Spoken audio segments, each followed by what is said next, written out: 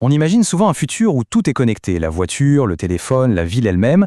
Eh bien en Chine, ce futur, ce n'est plus de la science-fiction, c'est déjà une réalité. Alors partons ensemble à la découverte de cette stratégie technologique chinoise. C'est un modèle qui, on va le voir, pourrait bien redessiner le monde de demain. Oui, dans une ville en particulier, le futur a déjà posé ses valises. Mais il y a toujours un mais, n'est-ce pas? Tout ça, ça a un coût. Alors la question qu'on doit se poser, c'est à quel prix? C'est vraiment le fil rouge de notre analyse aujourd'hui. Et pour commencer ce voyage, direction Shenzhen, il faut s'imaginer qu'il y a à peine quelques décennies, c'était un simple village de pêcheurs. Aujourd'hui, c'est une mégapole bouillonnante, le symbole même de la vitesse, de l'ambition technologique de la Chine. Alors concrètement, une journée à Shenzhen, ça ressemble à quoi? Eh bien, on se déplace dans des bus et des taxis 100% électriques. Et pour tout le reste, payer ses courses, commander un repas, discuter avec ses proches, tout passe par une seule et unique super application. C'est une vie où la technologie n'est pas juste un outil, elle est partout, complètement intégrée au quotidien. Bon, cette révolution, elle ne s'est pas faite toute seule. Qui sont les entreprises derrière tout ça? On va s'intéresser à l'un de ces champions industriels, un géant de l'électrique qui est en train de bousculer très sérieusement les grands noms du secteur. Et le voilà, le chiffre qui a tout changé. En 2023, un véritable coup de tonnerre. L'entreprise chinoise BYD a vendu plus de véhicules électriques que Tesla. Oui, plus que Tesla. C'est devenu le numéro 1 mondial. Pour un marché qui était dominé depuis des années par les Américains et les Européens, c'est un vrai séisme. La question, c'est comment ont-ils réussi cet exploit? Eh bien, une partie de la réponse se trouve dans une innovation majeure, la Blade Battery, la batterie lame. C'est une façon complètement nouvelle de concevoir les batteries, avec un objectif double, plus de sécurité et une meilleure efficacité. Et le point vraiment essentiel de cette technologie, c'est la sécurité. Ces batteries lames sont beaucoup plus stables. En clair, ça veut dire qu'elles ont bien moins de risques de surchauffer et donc de prendre feu. Et ça, pour rassurer les acheteurs, c'est un argument qui pèse très lourd. Mais attention, l'innovation technologique, ça n'explique pas tout. Loin de là. Le succès de BYD, il repose en fait sur une stratégie très puissante en 3 points qui lui donne un contrôle quasi total sur sa production et donc sur ses prix. Ok, on a vu le côté matériel, les voitures, les batteries. Maintenant, il faut s'intéresser au logiciel, au véritable système nerveux numérique qui fait tourner tout cet écosystème. Et ce système, il a un nom, WeChat. Alors WeChat, il ne faut pas voir ça comme une simple appli de messagerie. C'est ce qu'on appelle une super app, c'est-à-dire un univers complet dans son téléphone où on peut absolument tout faire. Discuter, travailler, payer, jouer, sans jamais avoir besoin d'en sortir. C'est vrai que c'est incroyablement pratique. Mais on en revient à notre question du début. Toute cette facilité, elle a forcément une contrepartie. Quel est le vrai prix à payer pour ce confort absolu et surtout, à qui profite-t-il?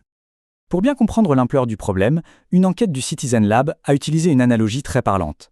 C'est un peu comme si, sur un smartphone, le magasin d'applications de Google ou d'Apple installait automatiquement un mouchard dans toutes les autres applications pour suivre tout ce que l'on fait. C'est exactement ce qui se passe avec WeChat. Et le point le plus important à comprendre, c'est que ce n'est pas une option qu'on peut désactiver. Non, la collecte massive de données, c'est la règle par défaut. Et il y a un fossé énorme entre ce que dit la politique de confidentialité et ce que l'application fait dans la réalité. Alors maintenant, il est temps de prendre encore plus de hauteur. On a vu les entreprises, on a vu les logiciels. Comment tout ça s'imbrique dans la grande stratégie de l'État chinois? C'est là qu'entre en scène le fameux système de crédit social. Le concept est à la fois simple et vertigineux. C'est un système national qui attribue une note à chaque citoyen et à chaque entreprise en fonction de leurs actions pour évaluer leur fiabilité. Et attention, avoir une mauvaise note, ce n'est pas juste anecdotique. Les conséquences sont très concrètes.